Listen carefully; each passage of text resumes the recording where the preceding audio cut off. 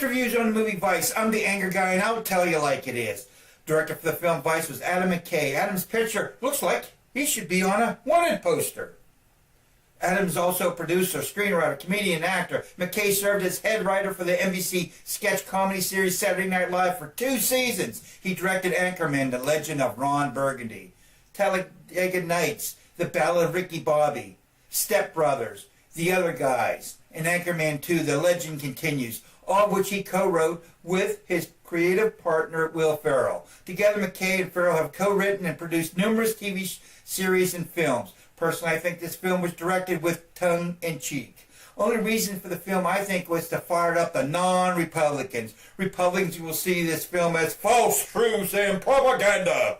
If the director thought people would get fired up after watching this film, guess what? People didn't even get fired up when Cheney was getting open-end contracts from the government. They didn't get fired up because of the Patriots Act. They didn't get fired up when they had all the electric cars taken somewhere from a large open area. They didn't get fired up when the gas prices went over $4. And guess what? There's no more 18 petroleum companies. There's like 2 maybe companies out there. Surprisingly, all gas stations went up simultaneously at once, twice, 3 times a day, and they didn't get fired up when Bush said, yeah, let the Mexicans come across the border so they can do the work the Americans don't want to do. How ignorant is that? When I heard that the first time, I was so mad.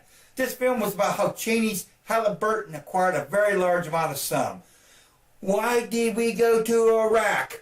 Follow the fucking money. And the 2000 KBR, a subsidiary of Halliburton, employed more than American private contractors and holds a larger contract with the U.S. government than does any other firm in Iraq. The company's roughly 14,000 U.S. employees in Iraq provide logistics support to the United States military. Basically, they could do things our soldiers weren't allowed to do. Everyone knew Cheney was running the country. No great shock there, and I don't want to hear from Cheney. He did it for the 2,977 people who died on 9/11. That's such bullshit. Oh yeah, I didn't include the 19 asshole hijackers were killed in that quote. Just like the old saying says, just follow the money and see who benefits from the most. Halliburton absolutely made out entirely well on the account arrangements of Bush administration and Cheney's impact and virtually and guard approach. I think over $138 billion, that's billion, $138 billion was made from the Iraq war. The only connection Afghanistan had with Iraq was a drug dealer pimp. Bush administration built him up to be this powerful terrorist to convince the American people they should invade Iraq when the UN told the United States administration no need to. There's no mass destruction materials to be found. Supposedly, I don't know, Cheney convinced Bush to invade Iraq. I don't know about that, but when they did, they found, guess what? Couple cans of mustard gas in a railroad car. Yeah. Colin Powell, you can blame that one on him. So guess what the drug dealer pimp did since he was built up to be a horrible terrorist? He created ISIS.